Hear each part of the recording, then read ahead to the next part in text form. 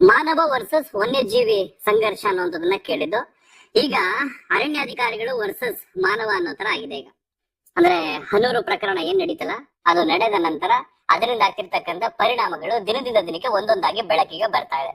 ಹೆಚ್ಚು ಕಡಿಮೆ ಅಲ್ಲಿ 28 ಈ ಕಳ್ಳಬೇಟೆ ತಡೆ ಶಿಬಿರಗಳನ್ನ, ಅಂದ್ರೆ APC ಕ್ಯಾಂಪ್ ಅಂತ ಬರುತ್ತೆ, ಅಂದ್ರೆ ಆಂಟಿ ಪೋಚಿಂಗ್ ಕ್ಯಾಂಪ್ ಅಂತ ಅವುಗಳಿರ್ತವೆ. ಅದರಲ್ಲಿ 8 ರಿಂದ 9 ಕ್ಯಾಂಪ್ ಗಳನ್ನ ಈ ಜಿಲೆಟಿನ್ ಕಡ್ಡಿಯನ್ನು ಬಳಸಿ ಕಿಡಿಗೇಡಿಗಳು ಬ್ಲಾಸ್ಟ್ ಮಾಡಿದ್ದಾರೆ. ಅಂದ್ರೆ ಅಧಿಕಾರಿಗಳು ಆ ಒಂದು ಜಾಗದಲ್ಲಿ ಯಾರಾದ್ರೂ ಕಳ್ಳಬೇಟೆ ಮಾಡೋದಕ್ಕೆ ಬರ್ತಾರ ಅಂತ ಕಾಯ್ಕೊಂಡು ಕೂತಿರ್ತಕ್ಕಂಥ ಸ್ಥಳ, ಒಂದು ಬೆಸ್ತು ತಿರುಗುವಂತ ಸ್ಥಳ ಅಥವಾ ಒಂದು ಬೀಟ್ಗೆ ಇರ್ತಕ್ಕಂಥ ಒಂದು ಕೊಠಡಿ ರೀತಿ ಇರುತ್ತೆ ಅಲ್ಲಿ ಕಾಡಿನ ಮಧ್ಯದಲ್ಲಿ.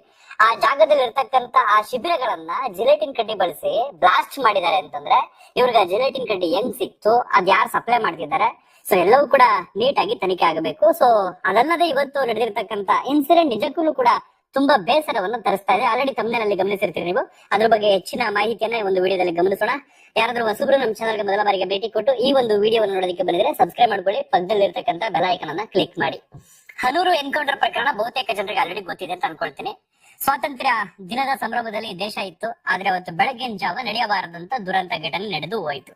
ಅರಣ್ಯಾಧಿಕಾರಿಗಳು ಕೊಡ್ತಿರ್ತಕ್ಕಂಥ ಸಮರ್ಥನೆ, ಆ ಒಂದು ಸ್ಥಳದಲ್ಲಿ ಕಳ್ಳ ಬೇಟೆಗಾರರು ಬಂದಿದ್ದಂತ ಮಾಹಿತಿ ನಮಗೆ ಖಚಿತವಾಗಿ ಬಂದಿತ್ತು. ಹಾಗಾಗಿ ನಾವು ಅಲ್ಲಿ ಆಂಟಿ ಪೋಚಿಂಗ್ ಟೀಮ್ ಏನಿತ್ತು ನಮ್ದು, ಆ ಟೀಮ್ ಅಲ್ಲಿಗೆ ಹೊರಟಿದ್ದು. ಆ ಸಂದರ್ಭದಲ್ಲಿ ಇವರು ಬೇಟೆ ಆಡಿ ಆ ಮಾಂಸವನ್ನ ತಗೊಂಡು ಹೋಗುವಂತ ಸಂದರ್ಭದಲ್ಲಿ ಸರೆಂಡರ್ ಆಗಿ ಅಂತ ಹೇಳಿದ್ರು. ಸರೆಂಡರ್ ಆಗೋದ್ರ ಬದಲಾಗಿ ಅವರ ಹತ್ರ ಇದ್ದಂತೆ 2 ನಾಡ ಬಂದೂಕಿನಿಂದ ನಮ್ಮ ಮೇಲೆ ಫೈರಿಂಗ್ ಮಾಡೋದಕ್ಕೆ ಪ್ರಯತ್ನ ಪಟ್ರು.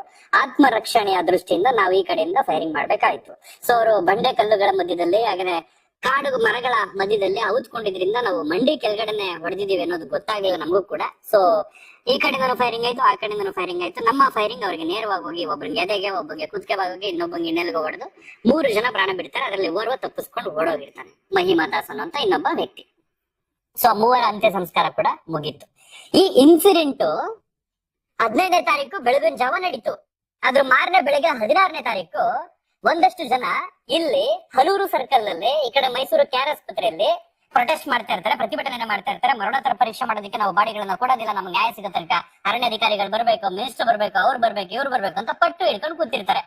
ಆ ಒಂದು ಸಂದರ್ಭದಲ್ಲಿ ಈ ಕಡೆ ಕಾವೇರಿ ವನ್ಯಜೀವಿ ಧಾಮ ಅರಣ್ಯ ಪ್ರದೇಶ ಏನಿದೆ ಅಲ್ಲಿ ಇರ್ತಕ್ಕಂಥ 28 ಆ APC ಕ್ಯಾಂಪ್ ಗಳ ಪೈಕಿ 8 ಕ್ಯಾಂಪ್ ಗಳಿಗೆ ಜಿಲೆಟಿನ್ ಕಡ್ಡಿಯನ್ನ ಸ್ಫೋಟ ಮಾಡಿ ಕಿಡಿಗೇಡಿಗಳು ಅವನ್ನ ಬ್ಲಾಸ್ಟ್ ಮಾಡಿದ್ದಾರೆ, ಅಧಿಕಾರಿಗಳು ಇರ್ತಕ್ಕಂಥ ಕೊಠಡಿಯನ್ನ.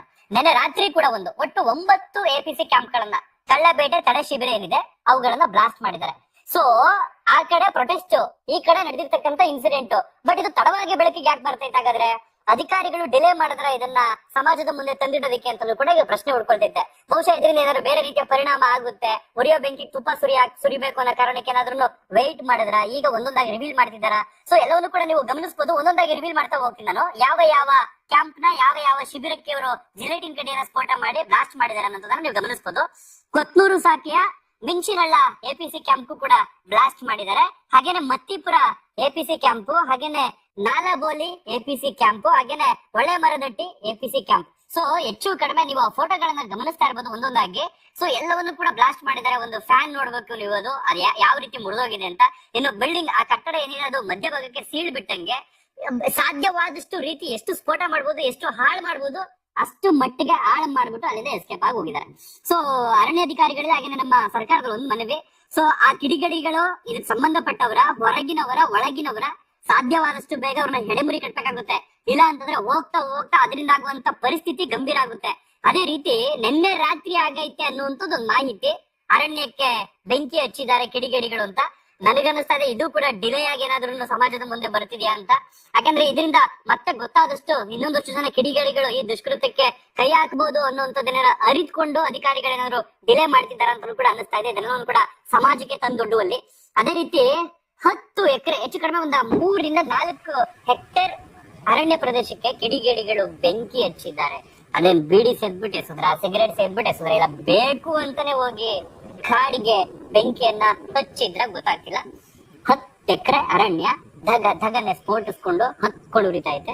ಕಾವೇರಿ ವನ್ಯಜೀವಿ ಧಾಮ ಈ ಕಡೆ ಬಂದ್ರೆ, ಈ ಕಡೆ ಮಲೆ ಮಹದೇಶ್ವರ ವನ್ಯಜೀವಿ ಧಾಮ ಇದೆ. ಸೊ ಇಲ್ಲಿನ ಬೆಂಕಿಯ ತೀವ್ರತೆ ಕಾವೇರಿ ವನ್ಯಜೀವಿ ಧಾಮದಿಂದ ಮಲೆ ಮಹದೇಶ್ವರ ಅರಣ್ಯ ಪ್ರದೇಶ ಏನಿದೆ ಅಲ್ಲಿಗೂ ಕೂಡ ಹಚ್ಕೊಂಡಿದೆ. ಸೊ ಅಧಿಕಾರಿಗಳು ಸಾಧ್ಯವಾದಷ್ಟು ಮಟ್ಟಿಗೆ ಅದನ್ನ ಹಾರಿಸೋದ್ರಲ್ಲಿ, ಆ ಬೆಂಕಿಯನ್ನ ನಂದಿಸೋದ್ರಲ್ಲಿ ಯಶಸ್ವಿಯಾಗಿದ್ದಾರೆ. ಸೊ ಒಂದು ಪತ್ರಿಕಾ ಪ್ರಕಟಣೆ ಕೂಡ ಬಿಡುಗಡೆ ಆಗಿದೆ ಅದಕ್ಕೆ ಸಂಬಂಧಪಟ್ಟ ಹಾಗೆ. ಗಂಭೀರವಾದಂತದ್ದೇನು ಆಗಿಲ್ಲ ಅಂತ. ಹಾಗಾದ್ರೆ ಸಣ್ಣ ಪುಟ್ಟದಾಗಿರುತ್ತೆ. ಅದೆಷ್ಟು ಪ್ರಾಣಿ ಪಕ್ಷಿಗಳು ಆ ಒಂದು ಜಾಗದಲ್ಲಿ ಆ ಮರಗಳ ಕೆಳಗಡೆ ಗೂಡು ಕಟ್ಕೊಂಡಿದ್ವು, ಆಶ್ರಯ ಬಯಸ್ಕೊಂಡಿದ್ವು, ಅವುಗಳನ್ನ ಕೊಂದಾಕಿದ್ದಾರೆ ಈ ಕೀಚಕರು, ಈ ದುರುಳರು.